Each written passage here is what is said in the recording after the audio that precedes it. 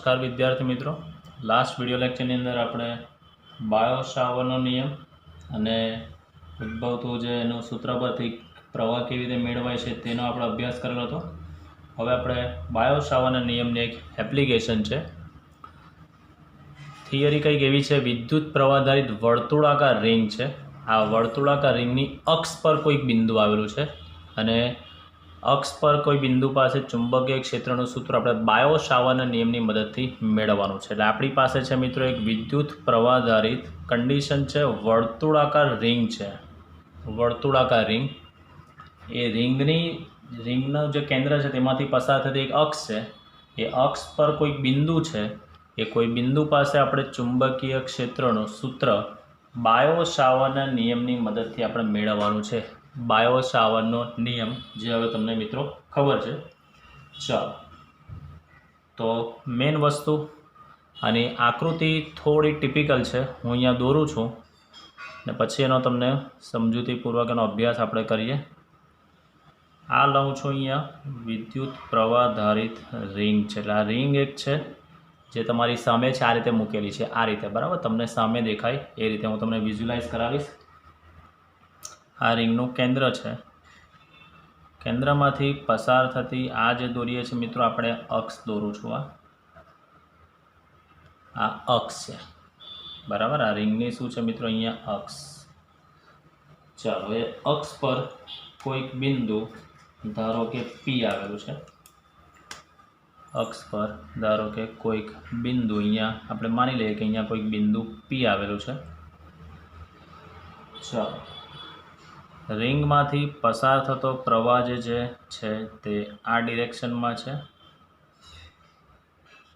બરાબર। પસાર થતો પ્રવાહ જે છે તે આ ડિરેક્શનમાં, વિઝ્યુલાઇઝ તમને કરાવીશ। તો આ જે રિંગનું કેન્દ્ર છે ત્યાંથી અહીંયા P બિંદુ પાસે ચુંબકીય ક્ષેત્ર કેટલું ઉદ્ભવે છે તેનું સૂત્ર આપણે બાયો-સાવર્તના નિયમની મદદથી આપણે તારવવાનું છે। ચાલો સમજીએ મિત્રો। હવે આ સમજો, માનો કે મેં એક રિંગ લીધેલી છે, આ રિંગ છે તો વિચારો એને YZ સમતલમાં મૂકેલી છે, તો આ રિંગને અહીંયા મૂકું છું, આ YZ સમતલમાં આ રીતે રિંગ અહીંયા મૂકેલી છે, બરાબર। આ રિંગના કેન્દ્રથી આ અહીંયાથી આપણા રિંગને અહીંયા જ મૂકેલી છે એમ માનો કે આ એક્ઝેક્ટ છે અહીંયા, બરાબર। અહીંયાથી એના સેન્ટરથી X અંતરે કોઈ બિંદુ P આવેલું છે, તો અહીંયા જે અંતર લઉં છું મિત્રો એ કેટલું લઉં છું, અહીંયાથી આ X અંતરે આવેલા બિંદુ P છે, બરાબર। રિંગના કેન્દ્રથી X અંતરે આવેલા બિંદુ P છે અહીંયાથી, બરાબર। ચલો, આ રિંગમાંથી પસાર થતો પ્રવાહ આ ડિરેક્શનમાં છે, આમ જાય છે, બરાબર, અહીંયાથી આમ રીતે, એટલે ડેટ મીન્સ આ રીતે જાય છે, આમ જાય છે। ચાલો, તો ધારો કે હું ઉપર કોઈ એક ખંડ પસંદ કરું છું જેને વિદ્યુત પ્રવાહ-આધારિત ખંડ, એટલે અહીંયાથી આઈ થિંક તમને દેખાશે આ જે યલો કલરનો પોર્શન છે મિત્રો એનો વિદ્યુત પ્રવાહ-આધારિત ખંડ કહું છું। આકૃતિમાં જે અહીંયા જે વિઝ્યુલાઇઝ કરવા માટે જે મૂકેલું છે ઘરવાળીનું આ પાટલો કે જે કહેવાય તે, તો આ આઈડિયલ પ્રવાહ-આધારિત હું સૂક્ષ્મ ખંડ લઉં છું। તો પ્રવાહ આમ જાય છે એટલે ટેન્જન્ટ આપણે દોરીએ, એનો સ્પર્શક આપણે દોરીએ, આ પ્રવાહ આમ જાય છે એટલે એનો સ્પર્શક આમ બનશે આ તરફ। અહીંયાથી બાય મિસ્ટેક સમજો, અહીંયાથી પ્રવાહ આમ જાય છે તો આ જે ભાગ પર આવે એટલે એનો સ્પર્શક આ ડિરેક્શનમાં આવે, ડેટ મીન્સ મારી ઓર હું અહીંયા બેઠો છું તો આ ડિરેક્શનમાં આવશે, ડેટ મીન્સ એની ડિરેક્શન તમને બતાવું તો એ આ ડિરેક્શન, આ એરો જોજો એ આ ડિરેક્શનમાં આવશે, અહીંયા, બરાબર। આઈડિયલ જે છે તે પ્રવાહ-આધારિત ખંડ જે આવશે તે મિત્રો આ ડિરેક્શનમાં આવશે એવું માનો અહીંયા, ઓકે। હવે અહીંયાથી આપણે P બિંદુ પાસે જવું છે, તો અહીંયાથી આ P બિંદુ એટલે એનું અંતર કેવું, અહીંયાથી આમ બનશે, અહીંયાથી આ આઈડિયલથી આ P બિંદુનું અંતર એટલે અહીંયા આ અંતર આ રીતે બનશે। તો ઓલવેઝ આ વિદ્યુત પ્રવાહ-આધારિત ખંડ આઈડિયલ આ આઈડિયલ અને આર હંમેશા કેવું હોય 90 ડિગ્રી એંગલ પર, આ શું બને જુઓ, આ આઈડિયલ છે, બરાબર। આઈડિયલ આ પ્રવાહ-આધારિત ખંડનો સ્પર્શક અહીંયા છે એવું માનો, અહીંયા છે, આ અહીંયા તો અહીંયા તમે જોઈ શકો છો આઈડિયલ અને આ બિંદુ P વચ્ચે ખૂણો કેટલો બનશે મિત્રો, 90 ડિગ્રી બનશે। કેટલો ખૂણો બનશે, 90 ડિગ્રી। તમને એવું લાગે કે સર વચ્ચે તો ગેપ બને છે, ગેપ નથી એકચ્યુઅલી, આપણે ખૂણો એટલે અહીંયાથી જોવાનો, આ પ્રવાહ-આધારિત ખંડ આઈડિયલ, આમ પ્રવાહ આમ ગયો એનો પ્રવાહ-આધારિત ખંડ આમ, આઈડિયલનો સ્પર્શક આ ડિરેક્શનમાં, અને આર જે છે આ બિંદુ પી તરફ જે આપણે શોધવાનું છે તેની ઇફેક્ટ આ આર, તો વચ્ચે ખૂણો કેટલો બનશે બેટો? 90 ડિગ્રી એંગલ બનશે. કેટલો બનશે? 90 ડિગ્રી. તો એ હું તમને અહીંયા વિઝ્યુલાઇઝ કરાવું, સમજો. તો પહેલી વસ્તુ, આપણે જે વિદ્યુત પ્રવાહધારિત ખંડ લઈએ છીએ, તો ધારો કે આ પ્રવાહ આમ જાય છે, તો અહીંયા વિદ્યુત પ્રવાહધારિત ખંડ જે છે તે આ ડિરેક્શનમાં, આ બરાબર, જે મેં સ્પર્શક દોરેલો હતો તે આ વિદ્યુત પ્રવાહધારિત ખંડ આઈડિયલ આ ડિરેક્શનમાં. ત્યાંથી આપણે જે આ જે બિંદુ પાસે ઇફેક્ટ શોધવાની છે તેનું અંતર જે છે એનો સ્થાન સદિશ લઈએ આપણે, આ આર લઈએ, આ બરાબર. તેનો સ્થાન સદિશ આપણે લઈશું આ આર, બરાબર. આ આઈડીએલ અને આર વચ્ચે જે ખૂણો બનશે તો ઓલવેઝ કેટલો બનશે મિત્રો? 90 ડિગ્રી એંગલ, જે મેં તમને બતાવ્યું. ફરી પાછું તમને એનું વિઝ્યુલાઇઝ કરાવી દઉં. આ જે રિંગ છે, આ રિંગ વિદ્યુત પ્રવાહધારિત ખંડ જે છે તે પ્રવાહ આ ડિરેક્શનમાં જાય છે, આમ અહીંયાથી આમ ડિરેક્શનમાં પ્રવાહ આમ આવે છે, એટલે પ્રવાહધારિત ખંડ જે છે તે એનો સ્પર્શક આ ડિરેક્શનમાં આમ, એટલે આ એરો જે છે તે આ તરફ આવે છે અહીંયા, બરાબર. આ વિદ્યુત પ્રવાહધારિત ખંડ આ ડિરેક્શનમાં છે મિત્રો. થોડું જરાક એને સમજવાનો પ્રયત્ન કરજો. આ હું અહીંયા દોર્યું છું, મૂકું છું. આ વિદ્યુત પ્રવાહધારિત ખંડ આવી ગયો.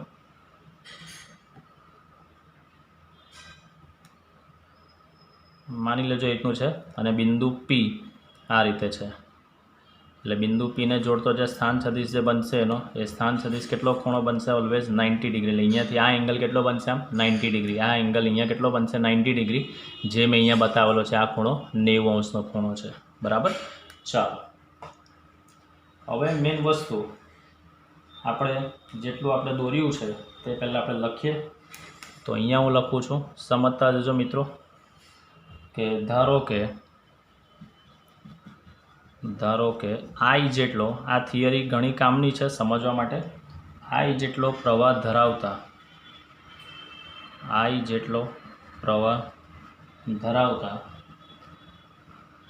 તારમાંથી બનાવેલી એક રિંગ છે. એટલે તો તાર જ, એ તારમાંથી આખી રિંગ બનાવેલી છે. તારમાંથી બનાવેલ જે રિંગ છે એ રિંગની ત્રિજ્યા ધારો કે આર છે, જે આકૃતિમાં અહીંયા દોરું છું. આ જે છે મિત્રો તે રિંગની ત્રિજ્યા છે. આ જે છે તે રિંગની ત્રિજ્યા છે, બરાબર છે. ચલો, રિંગની અક્ષ જે છે તે એક્સ અક્ષ પર સંપાત થયેલી છે. રિંગની અક્ષ એ એક્સ અક્ષ પર સંપાત થયેલ છે. રિંગની અક્ષ એ એક્સ અક્ષ પર આપણે સંપાત કરેલું છે. રિંગનું જે કેન્દ્ર જે છે, રિંગના કેન્દ્રથી બિંદુ પી નું અંતર એક્સ છે. આ રિંગનું કેન્દ્ર ઓ, ત્યાંથી બિંદુ પી નું અંતર આપણે કેટલું લઈએ છીએ મિત્રો? એક્સ જેટલું અંતર છે. ચાલો, હવે મેઇન વસ્તુ, આ પી બિંદુ પાસે જે આપણે બિંદુ લઈએ છીએ મિત્રો, તે પી બિંદુ પાસે જે આપણે આઈડીએલ પ્રવાહધારિત ખંડ લઈએ છીએ, પી બિંદુ પાસે આઈડીએલ પ્રવાહખંડ વડે ઉદ્ભવતા ચુંબકીય ક્ષેત્ર, એટલે આટલા જ ભાગને, આજે સૂક્ષ્મ ભાગ જે આપણે લીધેલો છે તે સૂક્ષ્મ ભાગને લીધે ઉદ્ભવતું ચુંબકીય ક્ષેત્રની તીવ્રતા કે મૂલ્ય, એને આપણે સૂક્ષ્મ ચુંબકીય ક્ષેત્ર ડીબી કહીશું. એ ડીબી જે છે એ આપણને ખબર છે, યાદ કરો, ચુંબકીય ક્ષેત્ર ડીએલ અને આરથી બનતા સમતલને કેવું હોય? લંબ હોય. એટલે ડીએલને બી લંબ હશે, આઈડીએલને બી લંબ હશે અને આરને પણ લંબ હશે. તો ડીએલ અને આરથી રચાતા સમતલને લંબ છે. હવે આપણે સમજીએ કઈ રીતે તે, બરાબર. સમજો હવે મિત્રો મેઇન વસ્તુ, આ જે છે ઝેડ અક્ષની દિશામાં, અથવા તો એ બધું છોડી દો, એક્સિસની વાત આપણે પછી કરીએ. આપણે ફરી પાછું અહીંયા લઈએ, આપણે એની ડિરેક્શન આપણે ફાઇન્ડ કરીએ. સમજો. ચાલો, આપણે ચુંબકીય ક્ષેત્રની દિશા તો અમે રિંગ મૂકેલી છે. રિંગમાંથી જતો જે પ્રવાહ છે મિત્રો તે આ ડિરેક્શનમાં જાય છે, આમ, બરાબર, આમ જાય છે. તો અહીંયા આપણે જે બિંદુ પ્રવાહધારિત ખંડ લીધો તે આ ડિરેક્શનમાં છે. તો શું કરીએ છીએ આપણે ચુંબકીય ક્ષેત્રની દિશા શોધવા માટે? જમણા હાથનો હથેળીનો નિયમ, અંગૂઠો પ્રવાહખંડની દિશામાં, તો પ્રવાહખંડ આ ડિરેક્શનમાં છે, પ્રવાહખંડ આ ડિરેક્શનમાં છે, તો અંગૂઠો હું આ દિશામાં રાખું છું આમ, બરાબર. તમે જોઈ શકો છો આ બાજુમાં જુઓ, પ્રવાહધારિત ખંડ આ દિશામાં, આ પ્રવાહધારિત ખંડ આ દિશામાં, આપણું બિંદુ જે છે તે પી અહીંયા છે, એટલે આ હથેળી જુઓ આ રીતે છે આમ, આ આઈડીએલ આ ડિરેક્શનમાં, પેલો આર જે છે તો આમ ચુંબકીય ક્ષેત્ર આમ વળશે ને આમ, બરાબર. અહીંયાથી પી બિંદુ પાસે આમ ઉપર તરફ આઈડીએલથી બનતા સમતલને લંબ, બરાબર. રિંગમાંથી જતો પ્રવાહ મિત્રો આ ડિરેક્શનમાં છે આમ, બરાબર, આ ડિરેક્શનમાં. એટલે અહીંયાથી આમ આવીને સ્પર્શક આઈડીએલ આ ડિરેક્શનમાં બને, અહીંયાથી આઈડીએલ આવતો સ્પર્શક આ ડિરેક્શનમાં, આ ડિરેક્શન એટલે અહીંયા અંગૂઠો એ દિશામાં રાખું છું, તો અંગૂઠો આ દિશામાં, આ હથેળી મેં ખોલી કાઢી, આ બિંદુ પી પાસે આમ, બરાબર. તો હવે આંગળીને વાળો, આમ વાળશો એટલે ચુંબકીય ક્ષેત્ર ક્યાં આવશે મિત્રો? અહીંયા આમ લંબ અંદર તરફ આ રીતે આમ, બરાબર. આ આઈડીએલ જે છે તે આ દિશામાં રાખ્યું આમ, બરાબર. આ બિંદુ પી પાસે હાથ છે તો ત્યાંથી બધું ચુંબકીય ક્ષેત્ર આમ, આ એટલે ક્યાં આવશે મિત્રો? અહીંયા અંદર તરફ આ રીતે આમ, બરાબર, ક્રોસ. ક્લિયર? તો હવે એને આપણે નિર્દેશન કરીએ તો એના વડે જે ઉદ્ભવતું ચુંબકીય ક્ષેત્ર છે એ ચુંબકીય ક્ષેત્ર જે હશે મિત્રો એ કઈ ડિરેક્શનમાં તમને જોવા મળશે? આ ડિરેક્શનમાં, આમ ચુંબકીય ક્ષેત્રની ડિરેક્શન આ લંબ. આઈ ડીએલ અને આરથી બનતા સમતલને કેવું હશે મિત્રો? ઓલવેઝ તમને લંબ જોવા મળશે. એટલે આ જે ખૂણો બનશે તે ઓલવેઝ કેટલો બનશે? અહીંયા 90 ડિગ્રી લંબ, બરાબર. જુઓ અહીંયા આ 90 છે તો આ બી 90 જ બનશે, એટલે જો યુગ્મકોણ જો આકાર બની જશે, બરાબર. ચાલો હવે આપણે ધારી લઈએ અહીંયા જે ખૂણા જે છે તેની આપણે વાત કરીએ કે ધારો કે અહીંયા જે છે આ ચુંબકીય ક્ષેત્ર આ એક્સ અક્ષ સાથે, ચુંબકીય ક્ષેત્ર જે છે તે એક્સ અક્ષ સાથે ધારો કે ખૂણો બનાવે છે, તેને આપણે ફાઈ જેટલો ખૂણો કહીએ. તો હવે સમજો મિત્રો, એના આપણને બે ઘટકો અહીંયા મળશે, અહીંયાના આપણને બે ઘટકો મળશે. તો હું અહીંયા એક્સિસ ડ્રો કરું છું, સમજો. આ જે વાય એક્સિસ છે તેને સમાંતર અહીંયા હું એક્સિસ ડ્રો કરું છું. આ મેં એક્સિસ ડ્રો કરી છે અહીંયા. હવે ખાસ સમજીએ, આપણે પહેલાં ઘટકો દોરવા હોય તો શું કરીશું? આપણે અહીંયાથી વાય એક્સ પર આપણે લંબ દોરીએ, અહીંયાથી એક્સ અક્ષ પર આપણે લંબ દોરીએ. તો આ જે ઘટક મને મળશે મિત્રો એ ચુંબકીય ક્ષેત્રનો કયો ઘટક મળશે મને? એક્સ ઘટક, that is called dB cos phi. આ ઘટક મળશે મને ડીબી કોસ ફાઈ. અને ઉપરના આ જે ઘટક મને મળશે આ ઘટક જે હશે મિત્રો dB sine phi, dB sine phi. આ મળશે ડીબી કોસ ફાઈ. થોડું મોટા અક્ષરે લખું છું, અહીંયા લખું છું ડીબી કોસ ફાઈ ઘટક.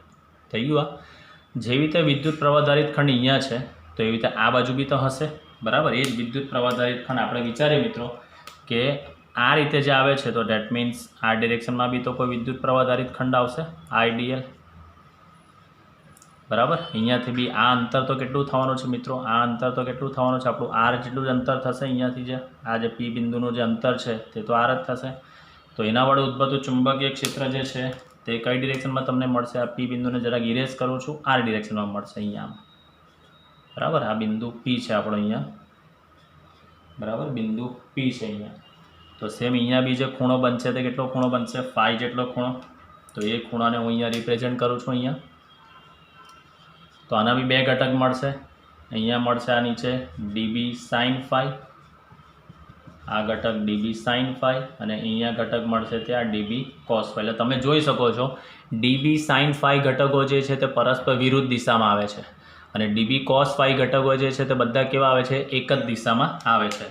તો હવે આના પરથી આપણે જે સમજવાનું છે તે ખાસ સમજીએ મિત્રો કે આ જે ઘટકો આપણે લીધા તો તમે જોઈ શકો છો કે કયા ઘટકો એકબીજાની પારસ્પરિક ઇફેક્ટને નાબૂદ કરે છે તે આપણે જોઈએ.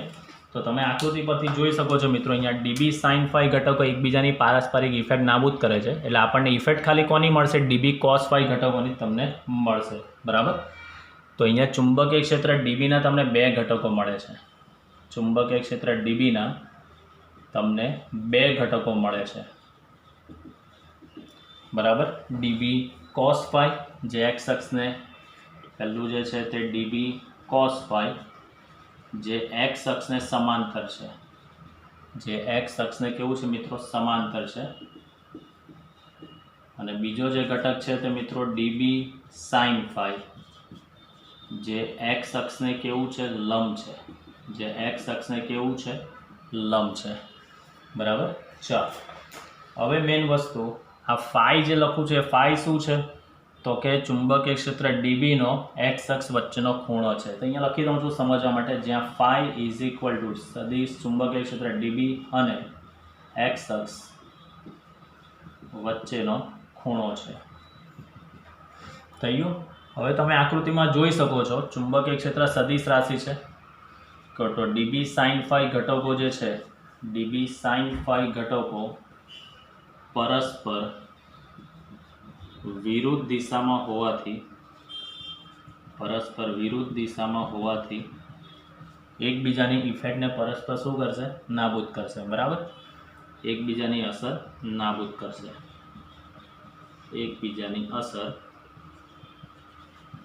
કરશે, બરાબર મિત્રો.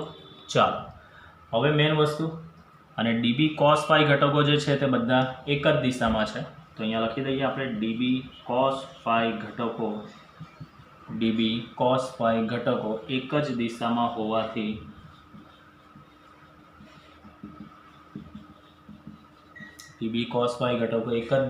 હોવાથી તેના સરવાળો કરતા, એટલે જેટલા બી આપણે આઈડિયલ જેટલા પ્રવાદાયિત ખંડ લઈએ તેમાં કોસ કમ્પોનન્ટ બધા એક જ દિશામાં મળશે, એટલે તેનો આપણે શું કરીશું, સરવાળો કરતા, બરાબર. ચાલો હવે યાદ કરો મિત્રો, આપણને બાયો સાવરનો નિયમ ખબર છે. હવે મેથેમેટિકલ સ્ટેપ્સ છે બધા, તો મેથેમેટિકલ સ્ટેપ છે તો આટલી વસ્તુ પહેલાં એક વખત ફરી પાછું સમજી લઈએ અને કહી દઉં છું ટુ બી કન્ટિન્યુ. હજી મેથેમેટિકલ સ્ટેપ્સ તો હજી બધા જ બાકી છે. આ જે અત્યારે છે તે તો હજી જસ્ટ ખાલી આપણે થિયરી પોર્શન જોઈ ગયા કે એક વિદ્યુત પ્રવાહદાયી વર્તુળાકાર રિંગ છે, એ રિંગની અક્ષ પર એક્સ અંતરે કોઈ બિંદુ પી આવેલું છે અને પી બિંદુ પાસે આપણે ચુંબકીય ક્ષેત્ર શોધવાનું છે. તો આઈ જેટલો પ્રવાહ ધરાવતા તારમાંથી બનાવેલી એક રિંગની ત્રિજ્યા આખી આર જેટલી ત્રિજ્યા લીધી છે. રિંગની અક્ષ એક્સ અક્ષ પર સંપાત થાય છે. ફરી પાછું અહીંયા આકૃતિ સાથે બતાવી દઉં. આ રિંગ છે તેવું માનો, રિંગની અક્ષ આ એક્સ અક્ષ પર આમ સંપાત થાય છે, બરાબર. કે રિંગના કેન્દ્રથી એક્સ અંતર આવેલું કોઈક બિંદુ અહીંયા પી છે અને પી બિંદુ પાસે આ આઈડીએલ પ્રવાહધારિત ખંડને લીધે ઉદ્ભવતું ચુંબકીય ક્ષેત્ર ડીબી જે છે એ ડીએલ અને આરથી બનતા સમતલને લંબ છે. આમ બી આપણને ખબર છે, યાદ કરો આપણે જોઈ ગયા છે ચુંબકીય ક્ષેત્ર ડીબી ઇઝ ઇક્વલ ટુ, સૂત્ર શું હતું, μ0/4π IDL cross R upon R કેવા સૂત્ર આપણે જોઈ ગયા છે. આઈડીએલ એટલે માનો કે ધારો કે એક્સ અક્ષ પર હોય તો આ આઈ કેપ ક્રોસ આ જે કેપ, તો આઈ ક્રોસ જે ઇઝ ઇક્વલ ટુ શું આવે, કે કેપ આવે કે નહીં આવે. એટલે સાદી ભાષામાં એક એક્ઝામ્પલ છે, આઈ જે કે એટલે ધારો કે આઈડીએલ પ્રવાહધારિત ખંડ એક્સ અક્ષ પર હોય, જે સ્થાન સદિશ જે બિંદુ છે તેનો સ્થાન સદિશ ધારો કે વાય અક્ષ પર હોય તો ચુંબકીય ક્ષેત્ર કઈ અક્ષ પર મળે, ઝેડ અક્ષ પર. એટલે મેં તમને અહીંયા કીધું જ છે, જુઓ ચુંબકીય ક્ષેત્રની તીવ્રતા ડીબી એ ડીએલ અને આરથી રચાતા સમતલને કેવું હોય, લંબ જ હોય, બરાબર છે. હંમેશા કેવું જોવા મળશે મિત્રો, તમને લંબ જ જોવા મળશે. ચલો બરાબર, આજે સમજવા માટે હતું, એનો એટલો મેજર ઉપયોગ આપણે કોઈ જગ્યાએ કરવાનો નથી. ચાલો તો નેક્સ્ટ આગળ હવે આપણે સમજીએ કે આની અંદર આકૃતિની અંદર તમે જોઈ શકો છો કે આપણને ચુંબકીય ક્ષેત્રના બે ઘટકો મળે છે, જે મેં તમને બતાવ્યું કે અંગૂઠો પ્રવાહની દિશામાં તમે રાખશો અને ચુંબકીય ક્ષેત્ર આ રીતે તમે લઈ જાઓ છો તો આમાં ઉપર તરફ આવશે, એટલે ચુંબકીય ક્ષેત્ર આમ ઉપર તરફ આવ્યું અહીંયા, બરાબર. અને આ પ્રવાહધારિત ખંડ છે, બરાબર, આ ડિરેક્શનમાં છે, તો એની અંદર અંગૂઠો તમે આમ રાખશો તો એ અંદર તરફ જશે, અંદર તરફ એટલે આ તમને અહીંયા મેં બતાવેલું છે તે આ રીતે, બરાબર. આ જે પ્રવાહધારિત ખંડ છે તે આ ડિરેક્શનમાં છે આમ, એટલે અહીંયાથી આમ આવે છે, અને આ જે છે તે અંદર જાય છે એટલે આમ છે, આમ તરફ જાય છે એટલે એ અંદર તરફ એટલે આ મેં દોરેલું છે અહીંયા અંદર તરફ, બરાબર. ચાલો તો કમ્પ્લીટ થઈ ગયું આપણું આ ઘટકો. ડીબી સાઇન ફાઈ ઘટકો પરસ્પર વિરુદ્ધ દિશામાં છે, એટલે એ લોકો એકબીજાની પારસ્પરિક ઇફેક્ટને નાબૂદ કરશે, એટલે આપણને ખાલી ઇફેક્ટ કોની મળશે મિત્રો, ડીબી કોસ ફાઈ ઘટકોની જ આપણને ઇફેક્ટ મળશે, બરાબર. ચલો હવે આપણા આ થિયોરિટિકલ પોર્શન થઈ ગયું છે. હવે મેથેમેટિકલ સ્ટેપ્સ લખું છું તો આ બધું જે છે તેને હું ઇરેઝ કરી દઉં છું, બરાબર. ચાલો મેથેમેટિકલ સ્ટેપ્સ જોઈએ. તો સૌથી પહેલું તો બાયો સાવરનો નિયમ છે આપણી પાસે. તો બાયો સાવરના નિયમ મુજબ ચુંબકીય ક્ષેત્ર ડીબી ઇઝ ઇક્વલ ટુ, યાદ કરો સૂત્ર શું છે મિત્રો, અને આપણે મૂલ્યનું કામ છે તો આપણે મૂલ્ય લખીએ μ0/4π I dl r sin θ upon r cube. આપણે આ સૂત્ર લખેલું હતું જે તમને યાદ છે જ. આનો એક સ્ટેપ ઓર વધારે લખીશ, μ0/4π I dl sin θ upon r². બરાબર છે. થીટા કેટલો બનશે મિત્રો, આપણે જોઈ ગયા આઈડીએલ અને આરથી બનતું સમતલ બી ઓલવેઝ કેવો છે, લંબ, એટલે થીટા બનશે 90 ડિગ્રી. બરાબર, તો અહીંયા થીટા ઇઝ ઇક્વલ ટુ લઈશું આપણે π/2 લઈએ, એટલે આપણને ચુંબકીય ક્ષેત્ર અહીંયા મળશે. ચુંબકીય ક્ષેત્રનું મૂલ્ય DB that is equal to μ0/4π IDL upon r². IDL upon r². બરાબર. ચલો હવે આપણને એક્સ અક્ષના જ ઘટકોનું આપણને કામ છે, તો હવે આપણે સમજીએ ખાલી એને એક્સ અક્ષનું ઘટકો. બરાબર, તો ડીબીએક્સ એટલે એક્સ અક્ષ પર જ આપણને મળે છે, એટલે ડીબીએક્સ લખું છું. તો શું લખી શકાય, બધા ડીબી કોસ ફાઈ ઘટકો, તો ડીબી કોસ ફાઈ. ચાલો, ડીબીની કિંમત તો આપણે શોધેલી જ છે, μ0/4π IDL અપોન r². ચલો, કોસ ફાઈ અહીંયા આપણે લખવાનું છે, કોસ ફાઈ. ફાઈ એટલે બેઝિકલી કયો ખૂણો મિત્રો, આ જે બને છે ચુંબકીય ક્ષેત્ર, તો એ ખૂણો આ લઉં છું અહીંયા, આ જે છે, એટલે ડેટ મીન્સ આર અને વાય એક્સ વચ્ચે જે ખૂણો જે છે તે ખૂણોને લઉં છું કેટલો અહીંયા વાય, એ આકૃતિમાં તમને બતાવવાનું રહી ગયું છે. એ ખૂણાનું ધારું છું અહીંયા કેટલો મિત્રો, આ ફાઈ ખૂણો ધારું છે, એટલે સ્થાન સદિશ આર અને વાય એક્સ સાથે જે ખૂણો બનાવેલો છે તે આપણે લીધેલો છે ફાઈ એટલો ધારું છું. તો કોસ ફાઈ એટલે શું થાય, કોસ ફાઈ એટલે પાસેની બાજુના છેદમાં કર્ણ, પાસેની બાજુના છેદમાં કર્ણ, પાસેની બાજુ એટલે થશે આર છેદમાં કર્ણ. કર્ણ તમારો કેટલો બનશે, કર્ણ તમારો કેટલો બનશે મિત્રો, અહીંયા કાટખૂણો બનશે, તો કર્ણ કેટલો બનશે આર. તો અહીંયા કોસ ફાઈની જગ્યાએ લખું છું આપણે ત્રિજ્યા છે પાસેની બાજુ આર બાય આર અહીંયા લખું છું અહીંયા. બરાબર. ચાલો, આમાં કોઈને ડાઉટ છે ભાઈ, આની અંદર કોઈ ડાઉટ હોય તો તમે કહી શકો છો. ચલો, લખાઈ ગયું હવે આની અંદર. ઓકે, હવે સાદી ભાષામાં આપણે આ બધાનું શું કરવાનું છે, સંકલન કરવાનું છે, કારણ કે બધા જ ડીબી કોસ ફાઈ ઘટક, આ એક ઘટકની વાત થઈ, એવા ઘણા બધા ઘટકો હશે, એટલે માટે પરિણામી ચુંબકીય ક્ષેત્ર BX ઇઝ ઇક્વલ ટુ શું લેવું પડશે, ઇન્ટિગ્રેશન. એ ઇન્ટિગ્રેશન આપણે લઈશું ક્લોઝ લૂપ ઓફ ઇન્ટિગ્રેશન, કારણ કે રિંગ છે, ઇઝ ઇક્વલ ટુ શું લખી શકાશે મિત્રો, DBX. આનું આપણે સંકલન કરીશું. ચાલો, તો હવે સંકલન કરીએ આપણે. કોન્સ્ટન્ટ રાશિ બધી આપણે બહાર કાઢીશું, તો μ0/4π બાર. બરાબર, ત્યારબાદ પ્રવાહ બી કોન્સ્ટન્ટ છે એટલે એ પણ બાર. આ આર એટલે રિંગની ત્રિજ્યા, એ પણ બહાર આવશે. બરાબર છે, અને અપોન આ આર ક્યુબ, એટલે અહીંયાથી આ જે અંતર છે તે બી કેવું થવાનું, ફિક્સ જ થઈ જશે, એટલે એ આર ક્યુબ પણ બહાર. એટલે ક્લોઝ લૂપ ઓફ ઇન્ટિગ્રેશન ખાલી શું થવાનું, DL. શું થશે મિત્રો, DL. ચાલો, હવે DL એટલે શું થાય, close loop of integration. DL એટલે આખા રિંગનો પરિઘ, આખા રિંગનો શું થશે મિત્રો, પરિઘ થશે. રિંગનો પરિઘ કેટલો થાય, 2πr. તો અહીંયા લખી દઉં છું આ μ0/4π IR બાય આર ક્યુબ, અને રિંગનો પરિઘ, રિંગની ત્રિજ્યા કેપિટલ આર છે, તો 2πr થશે અહીંયા, 2π કેપિટલ આર. ચાલો, થશે આવું. હવે આપણે સાદરૂપ આપીએ. આ જે આર છે તેની કિંમત અહીંયા શોધું, તો અહીંયા પાયથાગોરસના પ્રમેય અહીંયા વાપરીએ. આ ત્રિકોણ આ જે છે આ આર અને એક્સ, જો અહીંયા નાનું દોરું છું, અહીંયા આર, આ એક્સ, અને અહીંયા આર છે, આ સ્મોલ આર, આ કેપિટલ આર, અને આ એક્સ અહીંયા. તો અહીંયા આપણે જોઈ શકીએ શું થશે, r² is equal two x² plus r². લખાશે આવું. બંને બાજુ હું વર્ગમૂળ લઉં તો r is equal two x² plus r² નો 1/2 ઘાત, આપણને r ઘનનું કામ છે, તો r³ ઇઝ ઇક્વલ ટુ આ x² પ્લસ r² નો કેટલો ઘાત આવશે, 3/2 ઘાત આવશે. આ જે r³ ની કિંમત આવી તેનો આ સમીકરણની અંદર મૂકી દો તો આપણું સમીકરણ બની જશે. ડાયરેક્ટ હું છેલ્લું સ્ટેપ લખું છું અહીંયા, बराबर ये तमने क्लियर थई जशे। अहींया माटे चुंबकीय क्षेत्र BX that is equal to μ0 upon 4 pi into I R square जो I R R R square into 2 pi upon R क्यूबनी जग्याए X square plus R square. पण हूँ लखूँ छूँ पहला R square plus X square कारण के अंतर जे छे बीजा केसीसनी अंदर आपणे अंतर पहला हूँ काम पड़शे एटले अहींया लखूँ छूँ R square plus X square is to 3/2।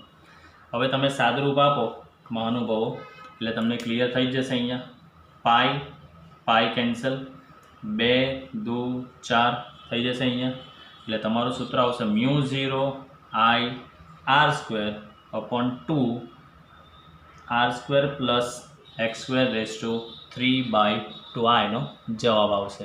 बराबर ये सूत्र हूँ मित्रों अहींया लखूँ छूँ। फरी पाछुं खास ध्यानथी समजो। जे चुंबकीय क्षेत्र बने छे ते BX that is equal to μ0 I R square μ0 I R square upon 2 आ 2 अने आ जे छे ते R square plus X square raise to 3/2 आ जे छे ते चुंबकीय क्षेत्रनुं सूत्र छे। रिंगनी अक्ष परना बिंदुए उद्भवता चुंबकीय क्षेत्रनुं आ सूत्र थई गयुं μ0 I R square upon 2 R square plus X square raise to 3/2 बराबर है। तो आ हती मित्रों रिंगनी अक्ष पर आवेला कोई बिंदुए जो बायो-सावर्त नियमनी मददथी चुंबकीय क्षेत्र केवी रीते शोधाय ते। तो आपणे शुं कर्युं पहेला बायो-सावर्त नियम लीधो डीबी नी किंमत शोधी μ0 upon 4 pi I D L R sine theta by R cube. आ तो एज इट इज है अपनी पास खबर ज है। आर आर ए केन्सल थशे एटले μ0 upon 4 pi I D L sine theta by R square. प्रवाहधारित खंड और आर वच्चे खूणो हमेशा 90 डिग्री बनशे एटले थीटा पाई/2 लीधो तो चुंबकीय क्षेत्रनुं मूल्य मळी गयुं। हवे आपणे जे परिणामी चुंबकीय क्षेत्र जे मित्रों मळे छे ते खाली एक्स अक्ष डीबी कॉस फाई घटकने लीधे मळे छे। तो हूँ पहला 1 डीबी कॉस फाई घटक लऊँ छूँ और एनु केटलुं चुंबकीय क्षेत्र हशे तो डीबी कॉस फाई डीबी नी जग्याए किंमत μ0 upon 4 pi I D L by R square cos phi. तो आ जे खूणो धारूँ छूँ केटलो अहींया फाई खूणो हूँ धारूँ छूँ। बराबर चलो हवे मेन वस्तु चलो कॉस फाई की किंमत कॉस फाई एटले पासेनी बाजुना छेदमां कर्ण एटले आर बाय आर आवी गई किंमत। हवे एक घटक छे घणा बधा घटक छे एटले परिणामी चुंबकीय क्षेत्र मारे BX is equal to close loop of DBX लेवुं पड़े। केम क्लोज लूप ऑफ रिंग छे वर्तुळाकार एटले क्लोज। तो आ किंमत DBX ની આખી કિંમત લખી દીધી। કોન્સ્ટન્ટ કોસ રાશિને બહાર કાઢે છે μ0 अपॉन 4 पाई बार प्रवाह फिक्स है रिंगनी त्रिज्या फिक्स है अंतर फिक्स है એટલે क्लोज लूप ऑफ DL लेशे। आ क्लोज लूप ऑफ DL ની જગ્યાએ આપણે શું લખ્યું છે મિત્રો 2 પાઈ આ रिंगનો પરિઘ લંબાઈ એટલે रिंगનો પરિઘ। બરાબર ચાલો તો μ0 upon 4 pi I R R cube upon into 2 pi R. હવે આ જે r જે છે તેની મેં કિંમત શોધી નાખી। तो पायथागोरसना प्रमेय परथी मने R square is equal to R square plus X square लखी शकाय। एना परथी मैं वर्गमूळ लीधुं एटले आर मळ्यो। अहींया क्यूबनुं काम छे एटले बंने बाजु क्यूब कर्युं। आ आर क्यूबनी जे किंमत छे मित्रों आ आर क्यूबनी किंमत ए मैं अहींया मूकी दीधी एटले μ0 upon 4 pi I R square 2 pi upon R क्यूबनी जग्याए किंमत पाई पाई केन्सल 2 2 ज़ा 4 एटले फाइनल जवाब आवी गयो। आ μ0 I R square upon 2 R square plus X square is to 3/2 आ जे छे ते विद्युत प्रवाहधारित वर्तुळाकार रिंगनी अक्ष परना कोई बिंदु पासे उद्भवता चुंबकीय क्षेत्रनुं सूत्र आपणे बायो-सावर्त नियमनी मददथी आपणे मेळव्युं छे। हवे आ रिंगनी अंदर जो एक ज आंटो होय तेना माटे छे। धारो के आपणी पासे n आंटा होय तो आना गुणिया शुं करी देवानुं n करी देवानुं। तो आ वस्तुने हूँ इरेज करूँ छूँ आकृति रहेवा दऊं छूँ। बराबर आना अपने केसीस जे छे ते हवे आपणे समजीए। तो हूँ त्यां सुधीमां आ थियरीने अहींयाथी रफ करीश। चलो आपणे चुंबकीय क्षेत्रनुं सूत्र जे तारवी गया ते आपणे लखीए।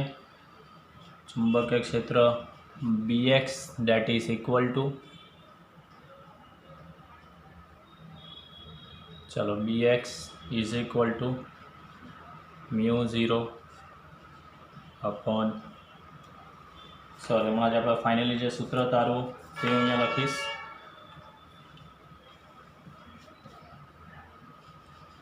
μ0 आई r² upon 2 r² plus x²⁵ આપણે સૂત્ર હમણાં તારવી ગયા છે. ધારો કે રિંગની અંદર n આટા હોય, આપણે રિંગની અંદર એક જ આંટો છે, ધારો કે રિંગમાં n આંટા હોય તો આ જ ચુંબકીય ક્ષેત્રનું સૂત્ર શું બનશે? Bx = એક આંટા માટે આટલું તો n આંટા માટે કેટલું, એટલે સિમ્પલ આ સૂત્ર શું બનશે? μ0 ni r² upon 2 r² plus x²⁵. આ જે સૂત્ર બન્યું તે n આંટા માટે. ઉપરનું જે સૂત્ર છે તે મિત્રો એક આંટા માટે છે, પણ આ જે સૂત્ર છે તે n આંટા માટેનું સૂત્ર છે. બરાબર. હવે આના જે મિત્રો આપણે બે કેસ લેવાના છે.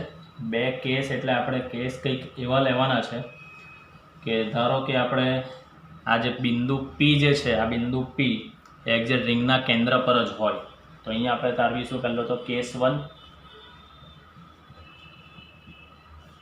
બિંદુ P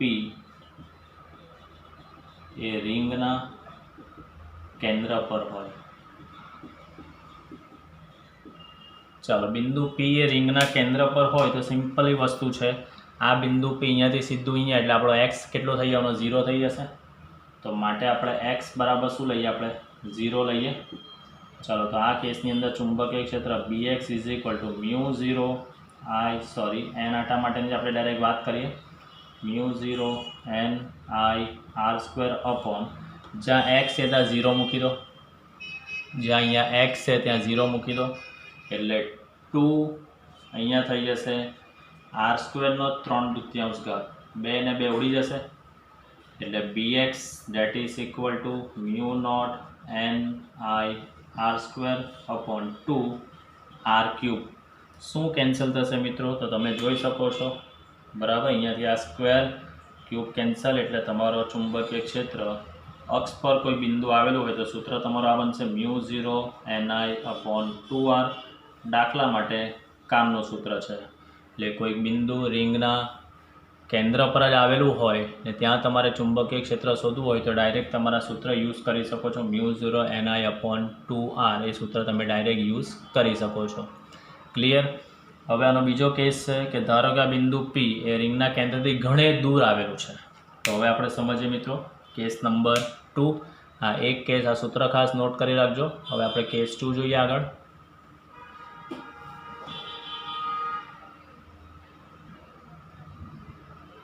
ચલો, હવે આપણે લઈશું કેસ 2.